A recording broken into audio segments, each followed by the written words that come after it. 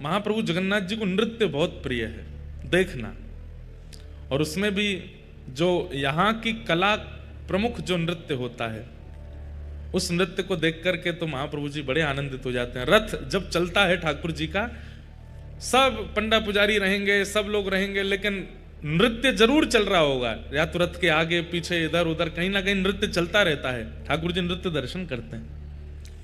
ऐसे आज सुंदर यहां पर पधारे, उन्होंने नृत्य भी किया। मानो ऐसा लगता है कि पूरी कथा की व्यवस्था, योजना, स्वागत, सत्कार सब कुछ महाप्रभु जगन्नाथ जी स्वयं ही कर रहे हों। किसी मानव की इतनी स्थिति नहीं लगती है कि चारों वेदों के ब्राह्मण भी आ जाएं, यहाँ का प्रमुख नृत्य भी हो जाए, शंकराचार्य मठ से वहां के प्रतिनिधि भी आ जाएं, पूज्य महाराज जी भी आ जाएं, इतने सारे वैष्णव इकट्ठे हो जाएं, ठाकुर जी के तीनों रथ विराजमान हो जाएं, तीनों रथों पर ठाकुर जी विराजमान हो जाएं। ये सारी योजनाएं किसी मानव के वश से तो नहीं हो सकती हैं। ये सारी योजनाएं महाप्रभु जगन्नाथ जी स्वयं बना रहे हैं, स्वयं करा रहे हैं। तो परम आनंद हुआ।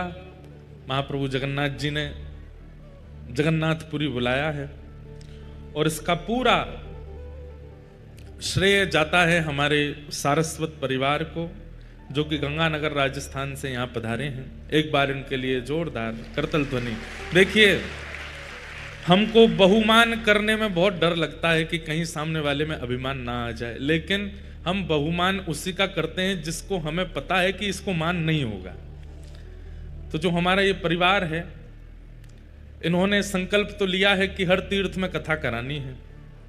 ये पहली कथा यहां से प्रारंभ हो रही है जगन्नाथ जी से, और उत्साह में कोई कमी नहीं है, उत्साह परिपूर्ण है, खूब भाव है, खूब बिल्कुल लगे हैं चकाचक आनंद में कि कोई कमी रह ना जाए। सब जैसे महाराज जी कहें, जैसे ब्राह्मण देवता कहें, जैसे सब लोग कहें, वैसी सब व्यवस्था।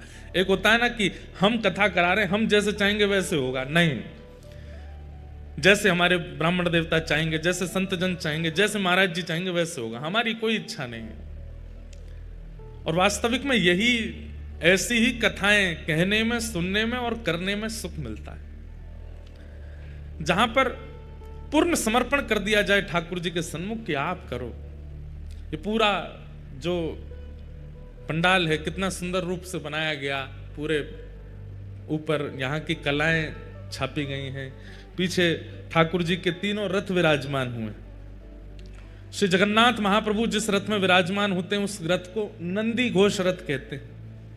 नंदी घोष रथ में महाप्रभु जगन्नाथ जी विराजमान होते हैं, और तालध्वज रथ में श्री बलभद्र जी, श्री बलराम जी विराजमान होते हैं, और दर्प दलन जो व्यासपीठ के पीछे विराजमान है, इस रथ में श्री सुभद्रा जी विराजमान होती हैं। इन तीनों रथों के दर्शन की भी महिमा अद्भुत है, महिमाओं से परिपूर्ण है। महात्म खत्म कहते कहते दिन खत्म हो जाएंगे, लेकिन जगन्नाथपुरी के महात्मा नहीं पूरे हो सकते। इतना महात्मा है जगन्नाथ जी का, एक एक भाव का, एक एक वस्तु का, आरती का अलग, दर्शन का अलग, बड़ श्रृंगार का अलग, चंदन लागी का अलग, रथ यात्रा का अलग, गुंडीचा दर्शन का अलग, महाप्रसाद का अलग, स्नान पूर्णिमा का अलग। हर दिन इतने महात्म हैं, इतने महात्म हैं। इसीलिए महाराज जी बोले, वो बात हमें बढ़िया लगी, यहां लेटना ही दंडवत है, कुछ नहीं, आप पड़े रहो, कोई मत करो। इसलिए हमारा वृंदावन भी कोई कम नहीं है, वो भी ये उड़ीसा का वृंदावन है जगन्नाथपुरी। और श्री चैतन्य महाप्रभु, जब चैतन्य महाप्रभु ने संन्यास ग्रहण किया तो वे वृंदावन जाने चाहते थे, वृंदावन में रहना चाहते थे, लेकिन अपनी मां को जब प्रणाम करने के लिए गए तो मां ने महाप्रभु जी को आज्ञा दी, देखो आप संन्यास ले रहे हो, अच्छी बात है, आपकी इच्छा है, पर वृंदावन बहुत दूर है, मायापुर जहां महाप्रभु जी विराजे वहां से नदिया। बीच बीच में इन 7 दिनों में महाप्रभु जी के चरित्र भी हम सुनेंगे। चैतन्य महाप्रभु जी का कैसा भाव जगन्नाथपुरी के प्रति। अभी जयपुर में श्री चैतन्य महाप्रभु का 3 दिन तक चरित्र कहने का अवसर मिला, अद्भुत है। तो श्री चैतन्य महाप्रभु जब अपनी मां को प्रणाम करने के लिए गए तो मां ने कहा, देखो तुम सन्यास ग्रहण कर रहे हो, लेकिन हमारी इच्छा है कि तुम मायापुर बंगाल से इतनी दूर वृंदावन तो मत जाओ। क्यों? महाप्रभु जी तो चाहते ही वृंदावन जाना थे। तब माँ ने कहा कि देखो, कल को अगर हमारे प्राण गए, वृद्धावस्था तो है हमारी, कल को प्राण गए तो आने में भी तुम तक संदेश पहुंचने में कितना समय लगेगा, फिर तुम आ भी पाओगे कि नहीं, बहुत लंबा समय लग जाएगा। इसलिए हमारी तुमसे प्रार्थना है कि बंगाल के समीप में ही उड़ीसा है और उड़ीसा में महाप्रभु जगन्नाथ जी विराजते हैं, वो जगन्नाथपुरी ही श्री वृंदावन है। इसलिए और कोई बात हमको नहीं कहनी है, केवल आपसे एक ही निवेदन करना है कि आप जगन्नाथपुरी में विराजो। तो अपनी मैया के वचन निभाने के लिए श्री चैतन्य महाप्रभु जगन्नाथपुरी में रहे, जगन्नाथपुरी में निवास किया। तो महाप्रभु जी श्री मंदिर को, जहां जगन्नाथ जी विराजते हैं, उसे द्वारिकापुरी मानते थे, और गुंडीचा, जहां ठाकुर जी रथ में बैठ के जाते हैं, उसको वृंदावन मानते थे। साक्षात समुद्र को ही श्री यमुना जी का स्वरूप मानते थे, और लीलाचल पर्वत को श्री गिरिराज जी मानते थे। यहां की जो गलियां हैं, इन्हीं को कुंज गली मानते थे। इसी भाव से महाप्रभु जी रहते थे कि ये कोई अन्य स्थान नहीं, ये वृंदावन ही है, उड़ीसा का वृंदावन, श्री जगन्नाथ। इसलिए प्रभु, आपका और मेरा बहुत बड़ा सौभाग्य है। पितृपक्ष विश्राम होंगे, नवरात्रि प्रारंभ होगी और हमारा यहां कथा उत्सव, कथा मनोरथ चलेगा। तो इस कथा का मूल उद्देश्य है, हमारे सारस्वत परिवार के जो हमारे भैया हैं, इनके ठाकुर जी का जन्मोत्सव है, और अपने ठाकुर जी के जन्मोत्सव के उपलक्ष्य में यह कथा इन्होंने यहां करवाई है। लोग बाग अपने जन्मोत्सव पे कराते हैं या अपने घर के किसी उत्सव में कराते हैं, लेकिन नहीं, ठाकुर जी का जन्मोत्सव मना रहे हैं, उनके लड्डू गोपाल जी का। और इस कथा के मुख्य यजमान प्यारे गिरधर लाल जी और उनके गोपाल जी ही हैं। उन्हीं दोनों के प्रतिनिधि में यह कथा उत्सव यहां मन रहा है। तो बड़े सौभाग्य की बात है। सतयुग के धाम हैं श्री बद्रीनाथ। अच्छा, एक बात बताएं, हमारे ऊपर तो बड़ी कृपा है, 11 महीने में हमारे 4 धाम पूरे हो रहे हैं। कैसे?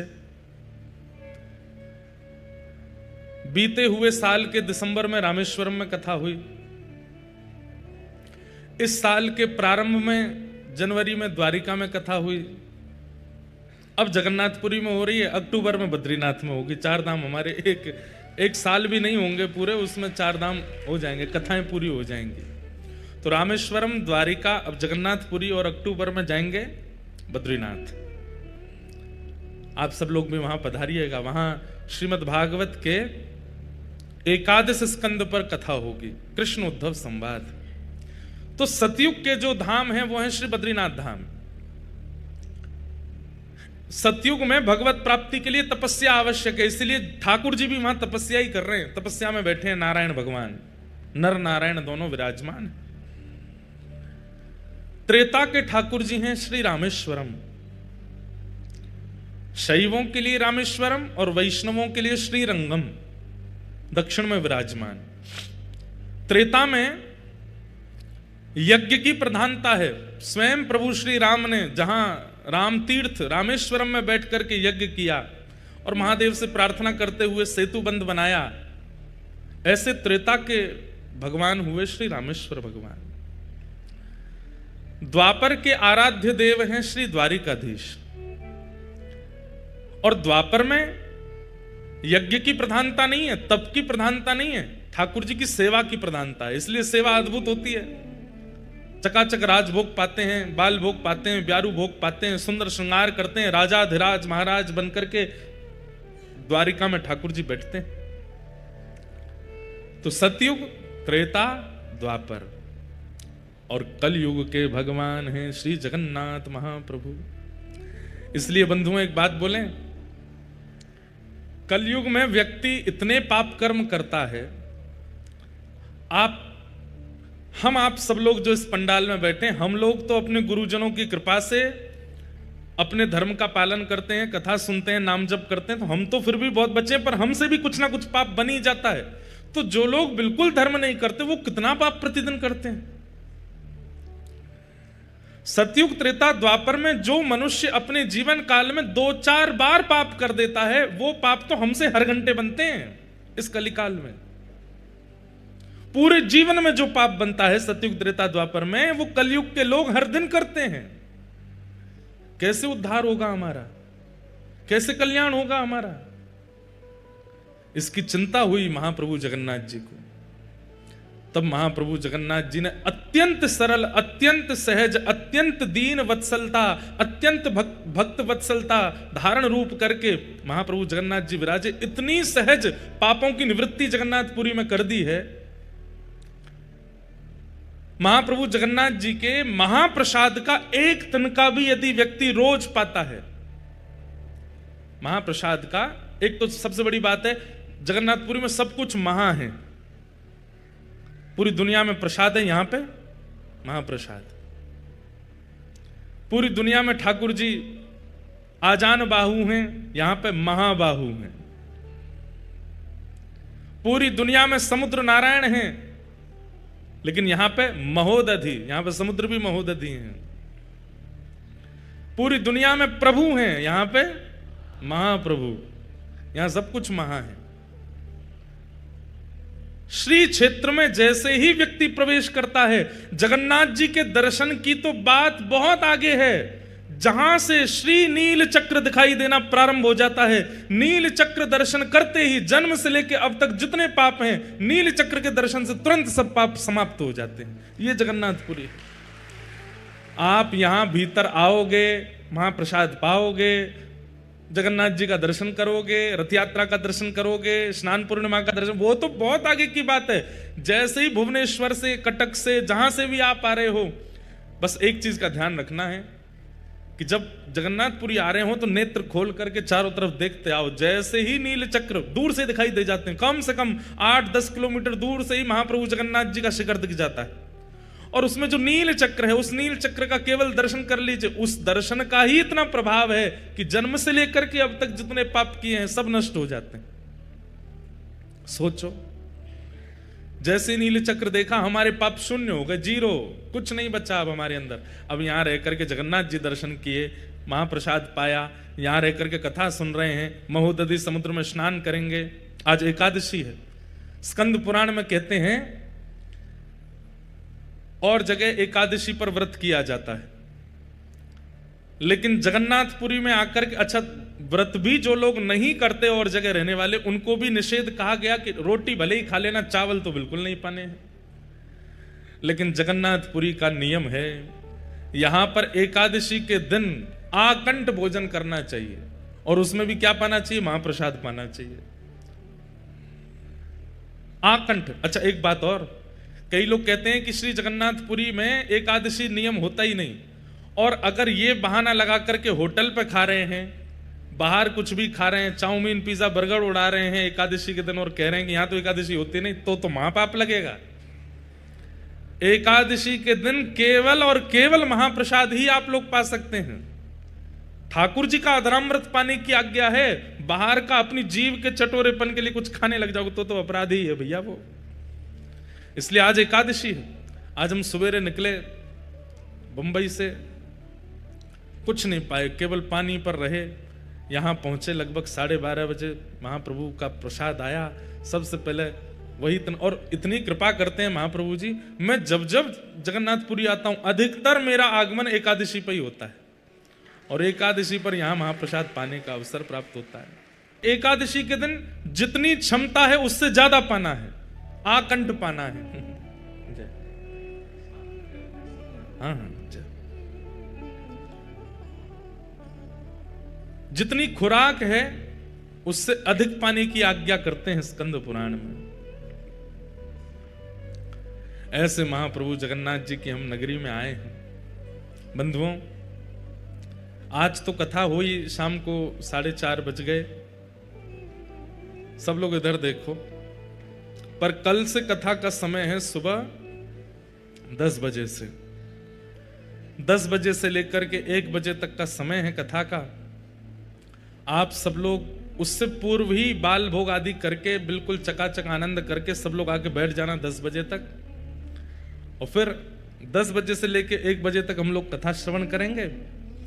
फिर कल हम पूरी आपको सूचना देंगे हर दिन कथा के बाद में क्रम क्या है। कथा यहां 1 बजे पूरी होगी, उसके बाद आप सब लोग जाकर के अपना प्रसाद आदि पाके थोड़ी देर विश्राम करो। शाम को एक स्थान बता दिया जाएगा, 4:30 5 जो भी समय रहेगा उतने बजे सब लोग वहां इकट्ठे होंगे, अपने अपने साधन अपने आप लेकर के आएंगे। और जिनको बहुत ही आराम करने की इच्छा वो आराम भी कर सकते हैं, कोई दिक्कत नहीं है। महाराज जी बोल गए आराम दंडवत है, करते रहो, दंडवती करते रहो। जो यहां केवल कथा सुनेंगे और लेटे रहेंगे उनकी दंडवती होती रहेगी। लेकिन कुछ लोगों को प्रतिबंध है, वो दंडवती ज्यादा नहीं कर सकते, जैसे हमारे परिकर के लोग। हमारे परिकर के लोग तो बेचारे भूखे प्यासे से रहे, सोवे के काजे, उन लोगों को बिल्कुल निषेध है, वो दंडवती नहीं कर सकते। बाकी जो थोड़े वयोवृद्ध हैं, थोड़ी उम्र के हैं, खूब चकाचक आप लोग सोइए, कोई दिक्कत नहीं। लेकिन जितने युवा हैं सब इकट्ठे हो जाएंगे और फिर संध्या के समय रोज की योजना बनेगी कहां कहां दर्शन के लिए हम लोग जाएंगे। वहां दर्शन को जाया करेंगे, वहां जाकर के खूब उन्माद कीर्तन करेंगे, आनंद करेंगे।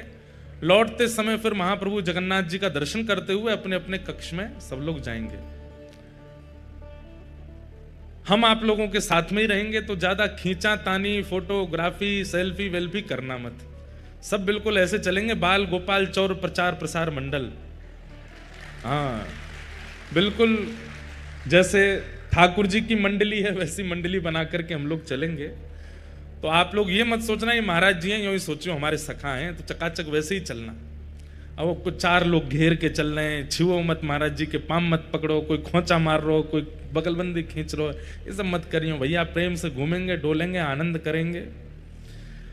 कभी कहीं महाप्रसाद पाएंगे, कभी कहीं पाएंगे, पाएंगे भी नहीं भी पाएंगे, जैसी जगन्नाथ जी की इच्छा होगी वैसा सब क्रिया करेंगे। रोज का ऐसा ही क्रम रहेगा। जिस दिन समुद्र स्नान करना होगा उस दिन की आप सबको योजना बता देंगे, सब लोग समुद्र स्नान करेंगे। पर भैया हम पहले ही आप लोगों से हस्ताक्षर करवा लेंगे कि कहीं तुम हमारी आज्ञा के बिना बहुत भीतर गए तो सीधे वैकुंठ में जाके हमारी प्रणाम कर देना। हाँ, कहीं पता चली महाराज जी लेके गए थे भैया, सीधे क्षीर सागर में प्रवेश कर गए, ऐसा मत कीजिएगा। जिन लोगों को तैरना आता है उन लोगों से हमारी विशेष प्रार्थना कि किनारे ही नहाना, क्योंकि जिनको तैरना नहीं आता वो बेचारे अंदर जाएंगे ही नहीं। तैरना जिनको आता है हरकतें भी वही करते हैं। इसलिए महोदधि, ये महोदधि हैं, इनकी लहरें यही कहती है कि किनारे पे ही नहा लो, ज्यादा भीतर आने की प्रयास मत कीजिएगा। इसलिए आप सब लोग अपना ध्यान रख के वहां स्नान कीजिएगा। एक बंधुओं नियम इस कथा से आप लोगों को धारण करना है। महाप्रसाद का नियम आज से ही प्रारंभ कर दीजिए। आप लोग जहां कहीं भी भोजन करेंगे, आपके रसोइया बनाएंगे, अच्छी बात है, पर किसी भी एक समय महाप्रसाद पाना है। महाप्रसादे गोविंदे, यहां का महाप्रसाद सामान्य नहीं है। और पहली बात, यहां के महाप्रसाद को कभी भी ऐसा नहीं कहना भाई चावल दे दो, दाल दे दो, ये वाली सब्जी दे दो, चटनी दे दो, नहीं। आप महाप्रसाद के अलावा अन्य किसी भी शब्द का प्रयोग करेंगे अपराध लगेगा। ठाकुर जी से भी ज्यादा महिमा है यहां महाप्रसाद की। इसलिए महाप्रसाद का नियम आज से आप लोगों को धारण करना है। 7 दिन तक जो यहां रहेंगे 24 घंटे में एक बार महाप्रसाद आपके मुखमंडल में जाना चाहिए। महाप्रसाद के कुछ नियम हैं। पहला नियम, धरती पर बैठ करके ही पाना है। जिन लोगों के पांव में ताकत ना हो वो कुर्सी पर बैठ सकते हैं, बाकी धरती पर ही बैठना है। आसन लगाना नहीं है, किसी भी प्रकार की चद्दर दरीचा कुछ नहीं बिछाना है नीचे। सामान्य पृथ्वी पर बैठिए और सामने पत्तल केले के पत्ते में महाप्रसाद ग्रहण कीजिए।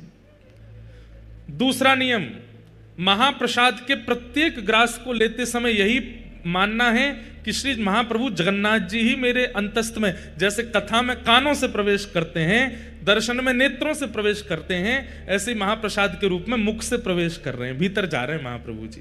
प्रत्येक ग्रास को लेते समय यही भाव रखना है कि ये महाप्रभु जगन्नाथ जी हैं। एक तिनका भी छोड़ना नहीं। भले ही 2 घंटा लग जाए, घूम घूम करके आओ, थोड़ा पचा के फिर पालो, लेकिन वो छोड़ना नहीं है। एक तिनका भी अगर आप लोग उसका व्यर्थ करते हैं तो उसका अपराध बताया गया है स्कंद पुराण में, कि फिर देवता आकर के उसको पाते हैं और फिर देवताओं को उच्छिष्ट पवाने। वैसे तो महाप्रसाद उच्छिष्ट नहीं होता है, महाप्रसाद कोई भी पा सकता है, लेकिन आपका उच्छिष्ट कहीं फेंक दिया गया और उसके बाद देवता आकर के जब उसको देखते हैं तो उनको जो क्रोध आता है, उस क्रोध का अपराध आपको लगेगा। तो या तो उतना ही लीजिए जितना पा सकते हैं, उससे अधिक यदि लिया है तो एक तिनका भी व्यर्थ ना जाए। यह महाप्रसाद का तीसरा नियम। पूरी पत्तल जैसी रखी गई थी आपके उठने समय वैसी ही मिले, बिल्कुल सब एक एक कण आपके मुख में चला जाए। उसका प्रभाव 7वें दिन देखिएगा। नित्य महाप्रसाद पाने का आपको अनुभव होगा कि यहां से लौटने के बाद आपकी भक्ति में, आपके प्रेम में, आपके व्यवहार में, आपके स्वभाव में पहले से ज्यादा दीर्घता आ गई होगी ठाकुर जी के प्रति। क्यों? क्योंकि आपके रक्त में, मांस में, रुधिर में, अस्थियों में, सब जगह महाप्रभु जगन्नाथ जी विराजमान हो गए हैं। इसलिए महाप्रसाद का चौथा नियम, आप पा रहे हैं और कोई व्यक्ति दूसरा पाने की इच्छा रखता है तो आप उसको तुरंत अपने पास बैठा सकते हैं, और कोई आपसे बिना पूछे भी बैठ जाए और आपकी पत्तल में पाने लग जाए तो आप उसको मना नहीं कर सकते। महाप्रसाद झूठा नहीं होता, महाप्रसाद पवित्र ही रहता है। हाँ, बस इतना ध्यान रखना चाहिए लोगों को कि महाप्रसाद पाते समय बन जाए तो ठीक, नहीं बने तो कोई दिक्कत नहीं है, कि महाप्रसाद को पाए तो ये उंगलियां जो है ये ओष्ठ का स्पर्श ना करें, ये ऐसे ही ग्रास लें और यहां आकर के उसको, अब नहीं बनेगा, कई लोग तो उसको फिर गेरना गारना नहीं, पता चली पूरे लत्ता ही बिगाड़ लिए अपने। जिनसे बन जाए तो इतनी दाल मां डालिए कि जो वो लड्डू जैसी आकृति बने और उसको ऐसे ही पाइए, आपके ये हाथ स्पर्श ना करें मुख का, तो ये और अच्छा है। नहीं बने तो कोई दिक्कत नहीं है, खूब प्रेम से खूब चकाचक पाओ जैसे पा सको। कोई और अगर पाना चाहे तो उसमें कोई दिक्कत नहीं है, वो पा सकता है। महाप्रसाद का ही नियम। 7 दिन तक तो यहां महाप्रसाद पाना ही है। हमारा नियम तो ऐसा है कि हम सुबह से रात्रि तक और कुछ पाने वाले ही नहीं है। हमारे लाल जी की रसोई बन रही है, वो चकाचक उनका भोजन बनेगा, पर हम तो महाप्रसाद ही पाते हैं। जगन्नाथपुरी में हम और कुछ लेते ही नहीं है, महाप्रसाद ही लेंगे। तो महाप्रसाद 7वां दिन जब यहां पूरा हो जाए तो यहां से जाते समय महाप्रसाद की पोटली आप सब लोग लेके जाइएगा। उसमें से रोज एक तिनका पाना है, एकादशी हो, द्वादशी हो, कुछ भी हो। और सुनिए, सूतक हो, पातक हो, कुछ भी हो, घर में महाप्रसाद रोज पाया जा सकता है। मंदिर में प्रवेश निषेध होता है कई विशेष दिनों में, लेकिन महाप्रसाद को ग्रहण करने की अनुमति हर स्थिति में है। नहाए हो, बिना नहाए हो, पवित्र हो, अपवित्र हो, सो रहे हो, सो के उठे हो, जब चाहो महाप्रसाद का एक तिनका रोज लेना। महाप्रसाद ये ऐसे महाप्रसाद नहीं बन जाता। जगन्नाथ जी की सबसे बड़ी रसोई है विश्व में। अब सही आंकड़े तो हमको नहीं पता होंगे, लेकिन लगभग 400 चूल्हे हैं। कितने चूल्हे? 400 चूल्हा हैं भीतर, और 700 बनाने वाले सब हमारे सेवक जन हैं। 700 रसोईया कितने हैं भैया? 10,000 आदमियों का भोजन भी ज्यादा से ज्यादा 100-150 लोग बना देते हैं, लेकिन केवल महाप्रभु जगन्नाथ जी, सुभद्रा जी, बलभद्र जी 3 हैं, और चौथे हमारे सुदर्शन जी। इनके लिए प्रसाद बनाते हैं, 700 सेवक जन लगते हैं। वो भी बड़े नियम से लगते हैं, और वे भी कोई पुरुष रूप में नहीं हैं, तो वो पुरुष रूप में ही, लेकिन भीतर प्रवेश करते ही रसोई घर में वे सब ठाकुर जी की सहचरियां हैं, उसी भाव से ही निर्माण करते हैं। निर्माण होने के बाद में फिर उसका गोपाल मंत्र से उसका आवाहन होता है, आदि आदि बड़े नियम से महाप्रसाद सिद्ध होता है। उसके बाद जब वो रसोई घर से महाप्रभु जी के पास जाएगा, कोई सामने नहीं आना चाहिए, ऊपर से पक्षी भी नहीं जाएंगे, एक कुछ भी ऐसी घटना होती है फिर भोग ठाकुर जी को नहीं पधराया जाता। महाप्रभु जगन्नाथ जी के सन्मुख पधराने के बाद भी वो महाप्रसाद नहीं बना है। महाप्रभु जी को पधराने के बाद फिर वो बगल में ही विराजमान श्री बिमला माता जी को पधराया जाता, उसके बाद वो महाप्रसाद होता है। बिमला माता कौन है? दर्शन कीजिएगा। जो शक्तिपीठ हैं भारत में, उनमें से एक शक्तिपीठ महाप्रभु जगन्नाथ जी के मंदिर में ही है, विमला देवी। महाप्रभु जी को प्रसाद अर्पित होने के बाद में विमला देवी जी के सन्मुख पधराया जाता है, और जब विमला देवी उसको पा लेती हैं तब वो महाप्रसाद कहलाता है। उसके बाद वो सब देवी देवताओं में, सब में वितरण होता है, सब भक्तों में वितरण होता है। उसके बाद आनंद बाजार में आता है और वहां से हम आप सब लोगों को मिलता है। विमला देवी कौन है? पार्वती। आप कहेंगे महाराज जी नारायण और लक्ष्मी जी का तो मेल देखा है, आप कहेंगे कृष्ण किशोरी जी का मेल देखा है, पर ये जगन्नाथ जी का विमला देवी पार्वती जी कैसे विराज रही हैं? तो एक बहुत सुंदर कथा है स्कंद पुराण में। ठाकुर जी का महाप्रसाद सबको नहीं मिलता था जगन्नाथ जी के विराजमान होने से पहले। ध्यान से सुनिएगा, श्री ठाकुर जी का महाप्रसाद सब जगह प्रसाद है, यहां महाप्रसाद है। ये महाप्रसाद या तो जगन्नाथपुरी में है या वैकुंठ में है, और तीसरा कोई स्थान नहीं है महाप्रसाद का। या तो जीवित अवस्था में जगन्नाथपुरी में महाप्रसाद मिल सकता है, या मृत्यु के उपरांत कोई वैकुंठ गया तो वहां मिलेगा, लेकिन वैकुंठ में भी बहुत मुश्किल है। कैसे मुश्किल है सुनो। एक बार नारद जी पहुंचे, और नारद जी रोज दर्शन करते हैं ठाकुर जी का, दर्शन करके आनंदित हो जाते हैं, परिक्रमा लगाते हैं। कभी ठाकुर जी की माला जी मिल जाती है, कभी ठाकुर जी का उपरना मिल जाता है, कभी ठाकुर जी के इत्र प्रसादी मिल जाती है, कभी ठाकुर जी का चंदन प्रसाद मिल जाता है। दर्शन करते करते वर्षों बीत गए तो नारद जी के मन में आया सब प्रसाद मिलते हैं, एक बार ठाकुर जी का अदनामृत महाप्रसाद मिल जाए। तो नारद जी बोले मैं नारद हूं, मेरी बात को कोई रद्द नहीं कर सकता, मैं मांगूंगा तो मुझे देना पड़ेगा। सब लोग इधर देखो, ध्यान से सुनो। तो श्री नारद जी महाराज प्रार्थना करने लगे, जय विजय से प्रार्थना की, निरस्त हो गई। और समीप जाकर के कोई अति सामीप्य वर्तन से पूछी, उन्होंने भी निरस्त कर दी। तब किसी ने संकेत किया, बोले एक को अधिकार है महाप्रसाद देने का। बोले किसका? लक्ष्मी जी का। नारद जी महाराज लक्ष्मी जी के पास गए और कहा कि हे मां आप कृपा करो। बोले क्या कृपा करें? ठाकुर जी का महाप्रसाद चाहिए हमको। लक्ष्मी जी बोली क्या बात कर रहे हो? बोले हाँ, ठाकुर जी जो प्रसाद पाते हैं उसके बाद जो महाप्रसाद, तिनका प्रसाद, वो हमें चाहिए। लक्ष्मी जी बोली असंभव, वो नहीं प्राप्त हो सकता। बोले क्यों? बोले जब ठाकुर जी प्रसाद पाते हैं तो ठाकुर जी की प्रसाद पाती जैसे ही ठाकुर जी उठ के जाते हैं, वो थाली जो है ना उस पर सबसे पहले अधिकार तो हमारा है। और हमारे बाद ये जितनी सहचरियां वैकुंठ की हैं, जितनी हमारी सेवा में रहती हैं, इन सबके भी साल बटे हुए हैं, इतनी संख्या में हैं कि एक साल में केवल इतनी सखियों को मिलेगा, उसके अगले साल इतनी सखियों का नंबर आएगा, फिर उस अगले साल 100 साल में जाकर के तो सखियां पूरी होती हैं, इनको भी पूरा नहीं बटता। जय विजय आदि तक को प्राप्त नहीं हो पाता, आपको कैसे दे दें? एक एक तिनके के भी 5-5 हिस्से होते हैं और वो बटता है सब में। सोच रहे हैं आप? ठाकुर जी की प्रसादी का एक चावल, उसके 5 हिस्से किए जाते हैं, और वो थोड़े थोड़े छोटे छोटे से हिस्से जो हैं तिल के बराबर, वो बटते हैं, वो पाकर के आनंदित होते हैं। कैसे देते हैं आपको? बिल्कुल समय ही नहीं है, यहाँ तो अभी लंबी लाइन है, 1-1.5 करोड़ साल बाद आना, तब हो सकता है कि एक तिनका का एक अंश तुमको मिल जाए।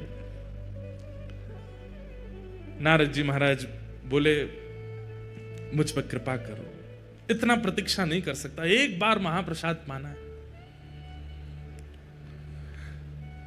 1 दिन, 2 दिन, 10 दिन, 1 महीना बीत गए तो लक्ष्मी जी बोली एक काम हो सकता है। बोले क्या? अपने जटा जूट खोल लो, लहंगा फरिया पहन लो, गले में सुंदर हार धारण करके, कानों में कुंडल लगा के, आंखन में काजल लगा के गोपी बन के आओ, तो हम तुमको सहचरियों में ले लेंगे अंदर, और फिर सहचरियों में फिर वहां तुम थोड़ा हट पूर्वक, छल पूर्वक, कैसे भी करके जिस पंक्ति का प्रसाद, महाप्रसाद का समय, उसमें कैसे भी बैठ जाना, तो तुमको एक तिनका मिल जाएगा। नारद जी बोले इसमें क्या, हमारे ठाकुर जब लाली बनवे में संकोच ना करे तो हम कब करेंगे? और श्री नारद जी तुरंत महाराज अपनी जटा जूट खोल करके बढ़िया सुंदर शीश पर चुनरी। इसका भाव क्या है? ठाकुर जी की निज सेवा में जाने के लिए